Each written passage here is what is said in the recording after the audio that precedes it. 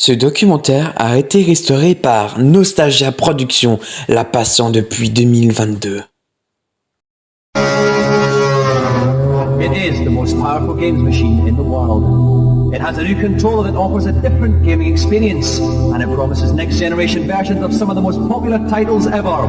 It's Nintendo's Ultra 64, and it was unveiled last week at the Shoshinkai Show in Tokyo, along with demos of 13 games in development, and here exclusively for the first time on TV, all 13 of them.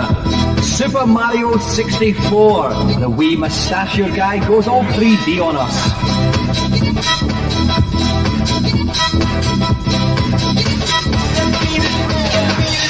Super Mario Kart R, the top Super NES game, now goes 4-player mental.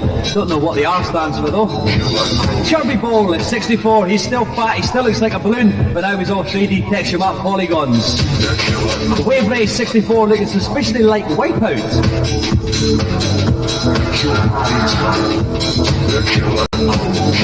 Pilot Wings 64, you may be noticing some kind of running theme in the titles here.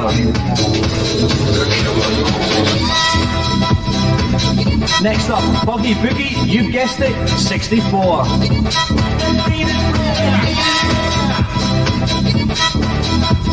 And amazingly, a game that doesn't have 64 in the title, Blast Dozer, top mechanical buggy action ahoy.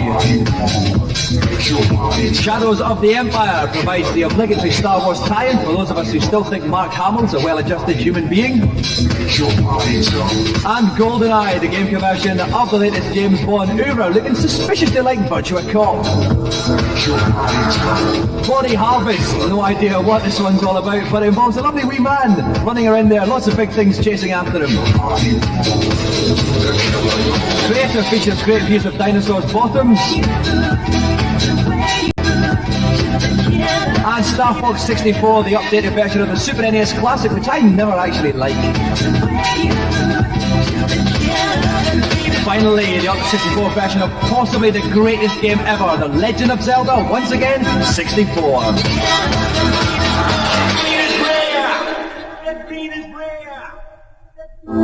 This Pamela Anderson of a console is due for release next spring with a target price of 200 quid.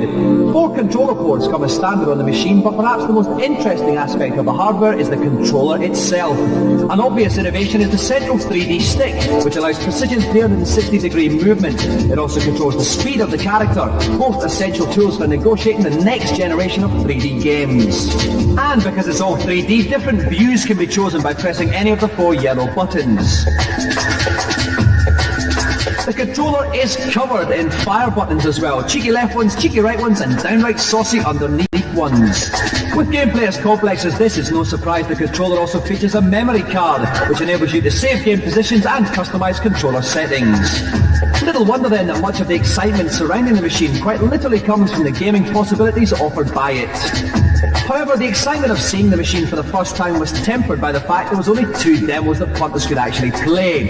Kirby Ball looked pretty ropey, but even though it was only 50% complete, Super Mario 64 showed all the hallmarks of being an instant classic. The opening screen gives some idea of what's in store, featuring a fully rendered Mario head that players can manipulate in real time. Ooh, hours of fun there, I'll bet.